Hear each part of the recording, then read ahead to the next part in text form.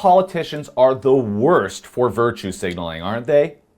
And in our federal Liberal government, there is no bigger virtue signaler, aside from the Prime Minister, than Climate Barbie, Environment Minister Catherine McKenna.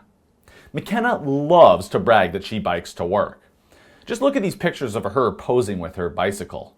But never mind the dress or high heels, of course. But I mean, it makes sense for McKenna to use her bicycle. She is the MP for Ottawa Centre, after all, so she should be bicycling to work at Parliament Hill every day, right? Well, not exactly. Take a look at this ATIP. I found that McKenna, despite living and representing the very riding, Ottawa Centre, where Parliament Hill is located, racked up just shy of 24,000 kilometers on her vehicle in the first 9 months of last year. 24,000! That's more than many typical leases allow for in an entire year, and she racked that up in only 9 months. But it's also just puzzling how on earth the minister in charge of climate change and the woman who wants to force a carbon tax on all Canadians in the name of changing the weather to save the planet could blatantly rack up so many kilometers in her vehicle. But you know what? I wanted to give Climate Barbie the benefit of the doubt, as I thought, hey, maybe she has an electric vehicle and is trying to save the planet by driving everywhere in it, or something like that. Well, sorta. I'll give her some credit, as she does drive a hybrid Subaru, but hybrids still burn gasoline, and her car consumes quite a lot of gasoline, because according to the same ATIP, it showed that she spent $2,600 on gasoline in those 9 months. I mean, that's far more than I pay for my non-hybrid vehicle, and I took the V6 engine option too.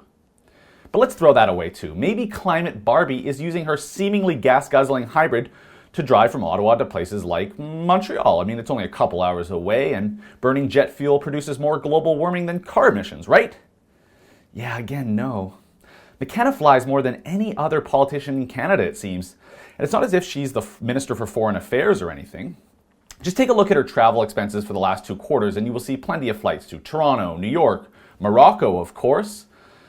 And who could forget just a couple months ago when she announced the phasing out of coal from Ottawa, and then she flew all the way to Nova Scotia to make the exact same announcement. But that still leaves us without answers as to where Climate Barbie is driving and racking up 24,000 kilometers in 9 months when she lives and represents in Ottawa Centre, the very place she's supposed to do most of her work. So isn't it obvious? Like all the anti-fossil fuel advocates you hear and see on TV or at protests, this virtue-signaling cabinet minister won't give up her own lifestyle of taxpayer-funded luxury. Nope. Instead, she'll levy a carbon tax on everything to satisfy the Liberal Party's fossil fuel gluttony. For the Rebel.media, I'm Christopher Wilson. Thanks so much for watching. If you haven't done it already, click subscribe on our YouTube channel so you don't miss an update. But if you want to hear from us for really important updates, well, click subscribe on our email list, and we'll notify you when something big comes up.